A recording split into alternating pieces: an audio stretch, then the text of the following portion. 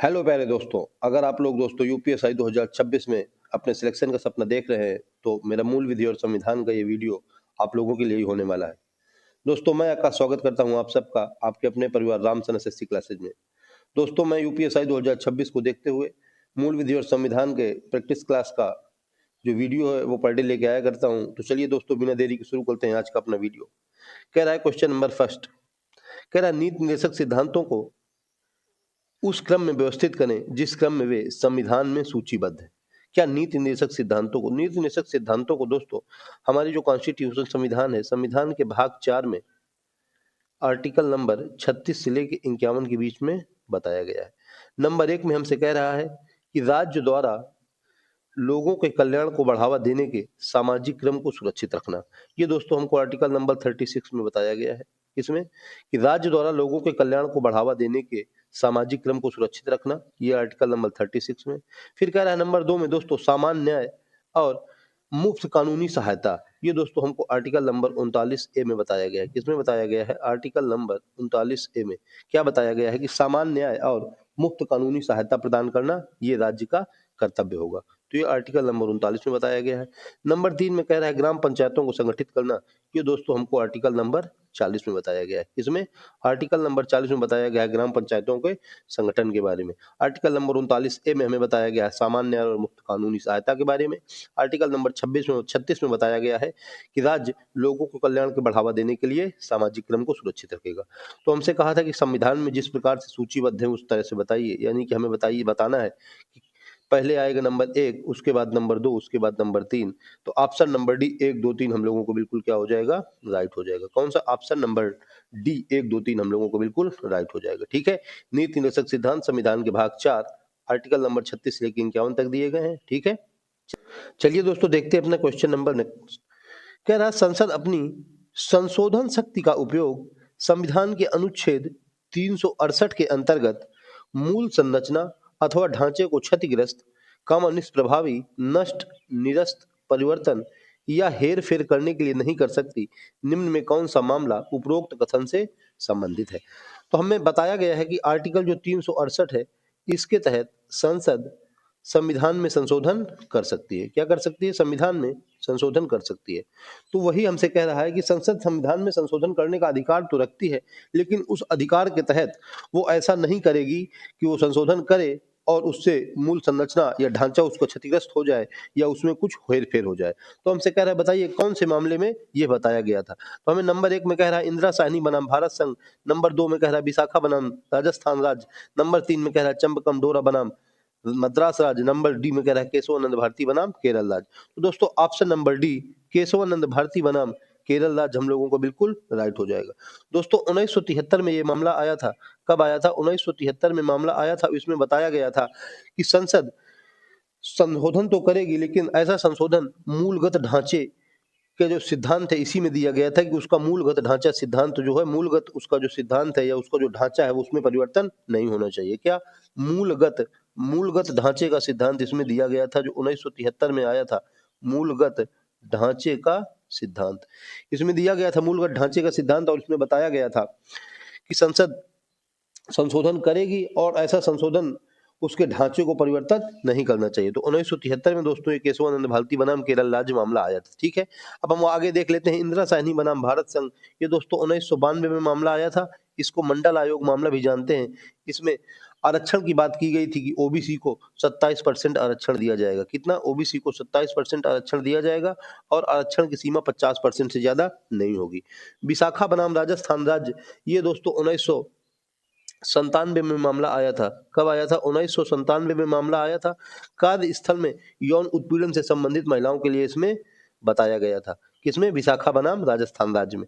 Number C में कह रहा है चंपकम डोरा राजन बनाम मद्रास राज्य। ये दोस्तों 1951 में आया था। इसी के तहत हमारे संविधान में पहला संविधान संशोधन हुआ था। 1951 में आया था, पहला संविधान संशोधन हुआ था। और इसमें दोस्तों जाति के आधार पर आरक्षण का विरोध किया गया था। कौन सा? फर्स्ट कॉन्स्टिट्यूशन अमेंडमेंट चंपकम डोरा बनाम मद्रास राज्य के मामले के कारण हुआ था। ठीक है। तो इस तरह से हमारा ऑप्शन नंबर डी जो है केशवानंद भारती बनाम केरल राज्य जो बिल्कुल राइट हो जाएगा। ठीक है। चलिए देखते हैं अपना क्वेश्चन नंबर नेक्स्ट। कह रहा है दोस्तों कि राष्ट्रपति के चुनाव के संबंध में निम्नलिखित में से कौन सा कथन सत्य है। राष्ट्रपति के चुनाव के संबंध में दोस्तों सबसे पहले तो हमारे आर्टिकल नंबर 52 में बताया गया है कि हमारे संविधान के आर्टिकल नंबर 52 में बताया गया है कि भारत में एक राष्ट्रपति होगा। क्या होगा? कि एक राष्ट्रपति होगा। ये हमारे आर्टिकल नंबर 52 में बताया गया है। ठीक है।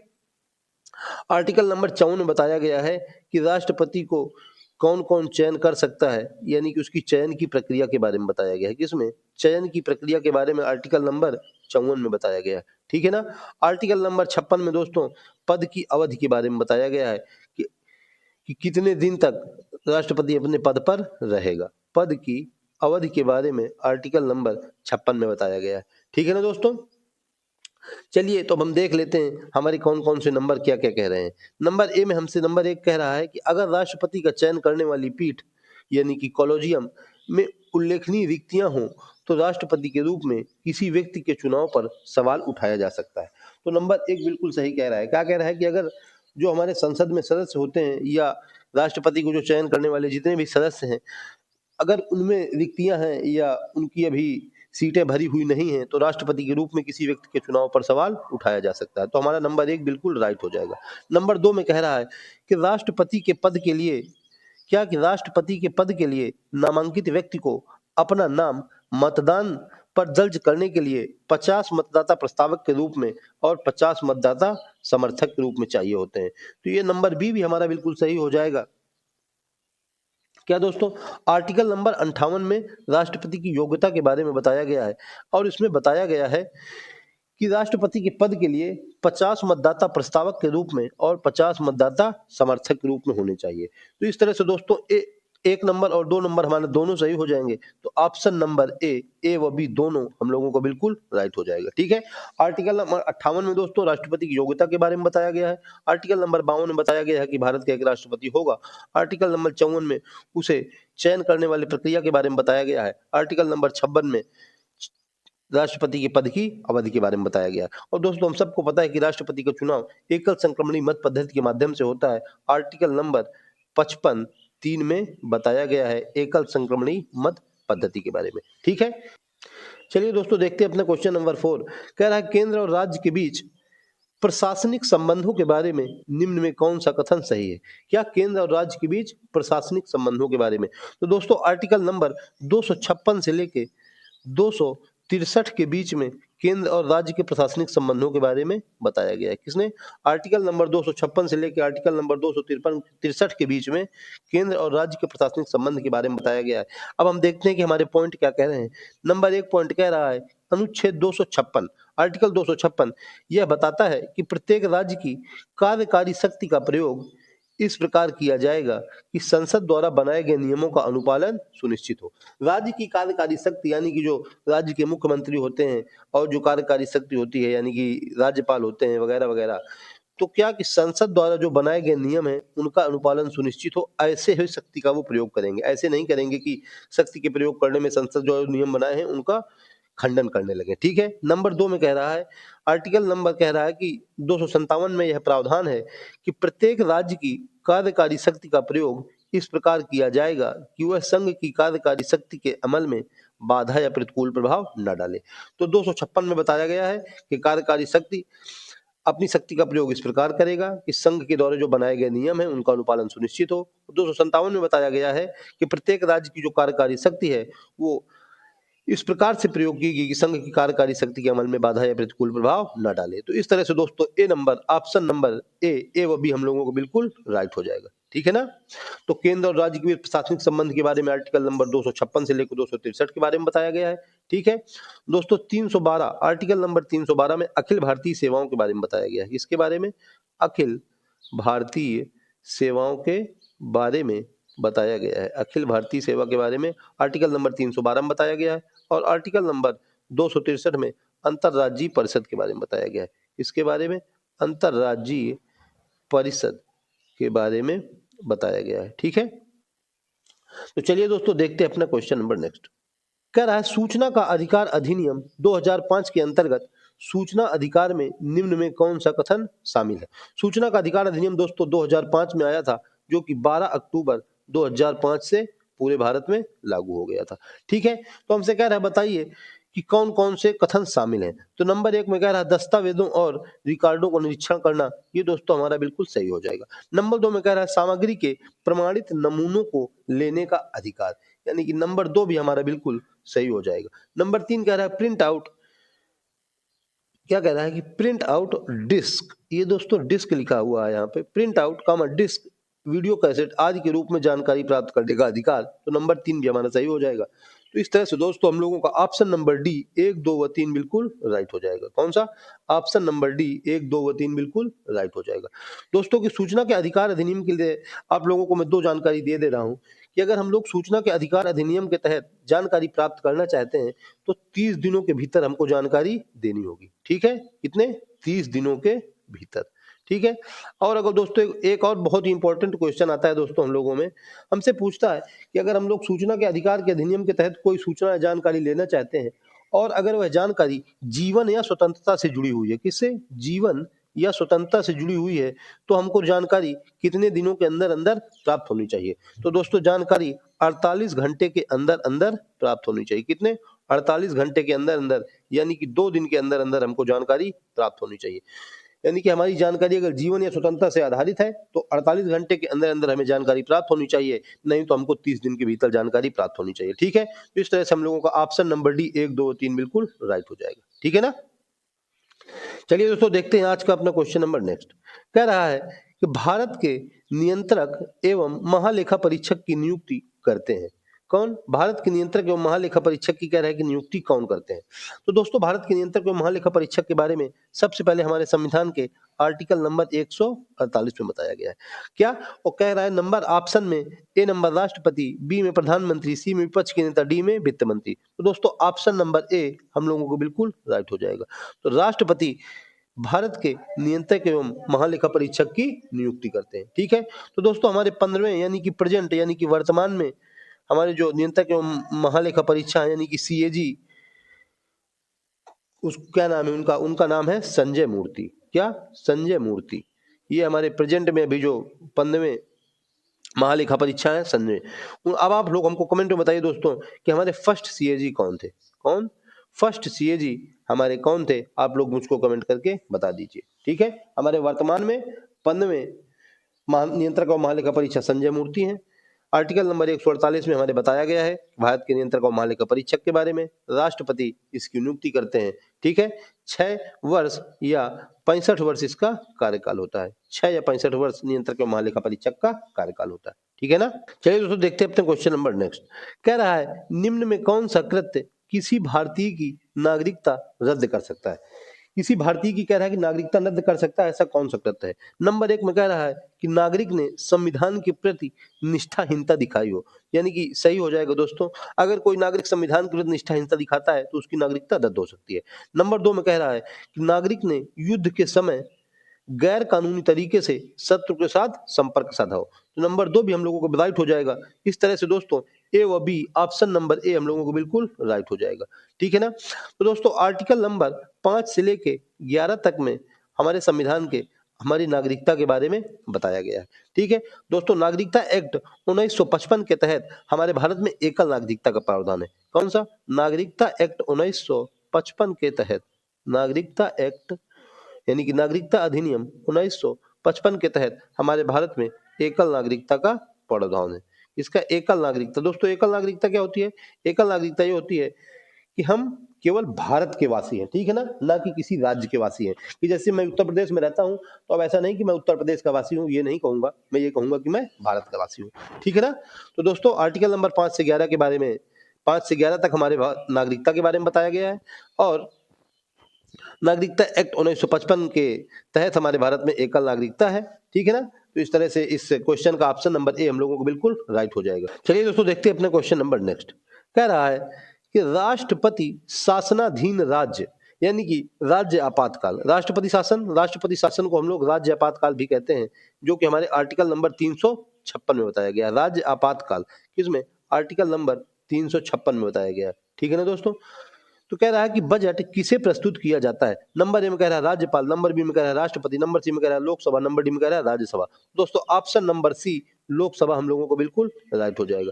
जब राष्ट्रपति शासन लगा होता है यानी कि राज्यपाल लगा होता है तो बजट लोकसभा में प्रस्तुत किया जाता है। ठीक है ना दोस्तों, तो ऑप्शन नंबर सी हमारा बिल्कुल राइट हो जाएगा।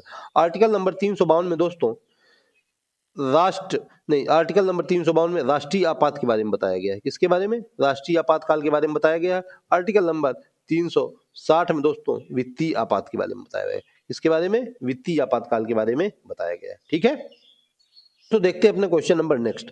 कह रहा है किस न्यायिक मामले में उच्चतम न्यायालय ने यह कहा कि सत्ताधारी दलों को सरकार द्वारा प्रायोजित विज्ञापनों में राजनीतिक नेताओं तथा विशिष्ट व्यक्तियों की तस्वीरों का प्रयोग नहीं करना चाहिए। तो नंबर ए में कह रहा है एबीसी बनाम राष्ट्रीय राजधानी क्षेत्र दिल्ली, नंबर बी कह रहा है लोक स्वतंत्र संगठन बनाम भारत संघ, नंबर सी कह रहा है कॉमन काज बनाम भारतीय संघ, नंबर डी कह रहा है लिली थॉमस बनाम भारत संघ। तो दोस्तों option number C common cause बनाम भारत संघ हम लोगों को बिल्कुल राइट हो जाएगा। कॉमन काज बनाम भारत संघ के मामले में दोस्तों बताया गया कि जो सत्ताधारी दल होते हैं यानी कि जो हमारी पार्टियां होती हैं इनको जो ये सरकार के यानी कि राज्य के हमारे विज्ञापन होते हैं इसमें सभी नेताओं की फोटो को नहीं लगाना चाहिए यानी कि उनकी तस्वीरों का प्रयोग नहीं करना चाहिए। ठीक है ना, तो ऑप्शन नंबर सी हम लोगों को बिल्कुल राइट हो जाएगा। ठीक है ना, और हमारे ऑप्शन नंबर ए में क्या कह रहा है एबीसी बनाम राष्ट्रीय राजधानी क्षेत्र दिल्ली। ये दोस्तों मामला इसमें बताया गया दोस्तों 2015 में ये मामला आया था। इसमें कहा गया था कि कोई भी जो अविवाहित महिला है वो अपने पिता की अनुमति के बिना यानी कि बच्चे के पिता की अनुमति के बिना उसके अभिभावक बन सकती है। नंबर बी लोक स्वतंत्र संगठन बनाम भारत संघ। इसमें दोस्तों 2002 का मामला है। इसमें बताया गया कि जो मतदाता होते हैं उनको जो उनके सूचना के अधिकार हैं वो उनको प्राप्त होने चाहिए यानी कि मतदाता को क्या सूचना के अधिकार प्राप्त होने चाहिए। नंबर 3 लिली थॉमस बनाम भारत संघ। इसमें दोस्तों द्विविवाह का विरोध किया गया है। किसमें? द्विविवाह यानी कि बाइगैमी का विरोध किया गया है, द्विविवाह का विरोध। ठीक है ना, तो दोस्तों लोक स्वतंत्र संगठन बनाम भारत संघ इसमें मतदाताओं के अधिकार के बारे में बताया गया। एबीसी बनाम राष्ट्रीय राजधानी क्षेत्र इसमें अविवाहित स्त्री के अभिभावक के रूप में बताया गया। ठीक है, चलिए देखते हैं अपना क्वेश्चन नंबर नेक्स्ट। कह रहा संसद सदस्य को शपथ कौन दिलवाता है? संसद सदस्य को शपथ कौन दिलवाता है? तो दोस्तों शपथ के बारे में हमारे संविधान की 3rd अनुसूची में बताया गया है। किसमें? 3rd अनुसूची में शपथ के बारे में बताया गया है।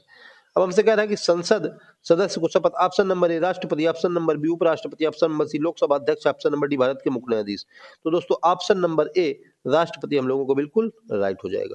ठीक है ना, तो आर्टिकल नंबर 99 में दोस्तों क्या आर्टिकल नंबर 99 में बंद किया गया है कि जो संसद के सदस्य होंगे वो राष्ट्रपति के द्वारा या उसके द्वारा नियुक्त किसी व्यक्ति के समक्ष संविधान की 3री अनुसूची के अनुसार ही शपथ लेंगे। क्या? राष्ट्रपति के द्वारा या राष्ट्रपति के द्वारा नियुक्त किसी अन्य व्यक्ति के समक्ष शपथ लेते हैं। ठीक है ना दोस्तों, तो राष्ट्रपति क्या करता है? राष्ट्रपति लोकसभा सदस्यों की शपथ दिलवाने के लिए लोकसभा स्पीकर यानी कि प्रोटम स्पीकर की नियुक्ति करता है। ठीक है ना, राष्ट्रपति नियुक्ति करता है दोस्तों किसकी?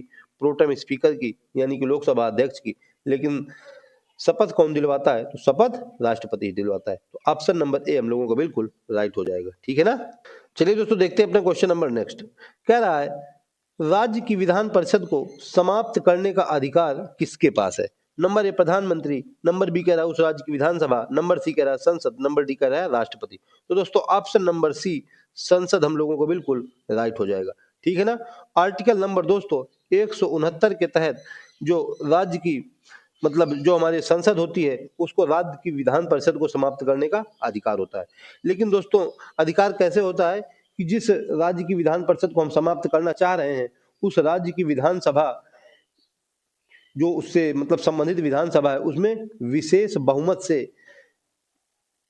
प्रस्ताव पारित हो तभी जो संसद है वो राज्य की विधान परिषद को भंग कर सकती है। क्या? विशेष बहुमत से प्रस्ताव पारित हो, विशेष बहुमत से प्रस्ताव पारित हो उसके बाद संसद जो है वो विधान परिषद को भंग कर सकती है, विशेष बहुमत से प्रस्ताव पारित हो। ठीक है ना, तो इस तरह से दोस्तों ऑप्शन नंबर सी हम लोगों का बिल्कुल राइट हो जाएगा। तो दोस्तों ये थे मेरे आज के मूल विधि और संविधान के टॉप 11 क्वेश्चंस जो कि दोस्तों मुझको उम्मीद है आप लोगों को पसंद आए होंगे। तो दोस्तों अगर आप लोगों को मेरी मेहनत पसंद आई हो तो मेरे वीडियो को एक लाइक जरूर करें। और हाँ दोस्तों, अगर आप लोग मेरे चैनल पर नए हैं तो मेरे चैनल को सब्सक्राइब कर लें और बेल आइकन को भी प्रेस कर लें, जिससे कि आप लोगों को टाइम टू टाइम नोटिफिकेशन मिलता रहे। ठीक है दोस्तों, मिलते हैं नेक्स्ट वीडियो में, तब तक के लिए जय हिंद, जय श्री राम।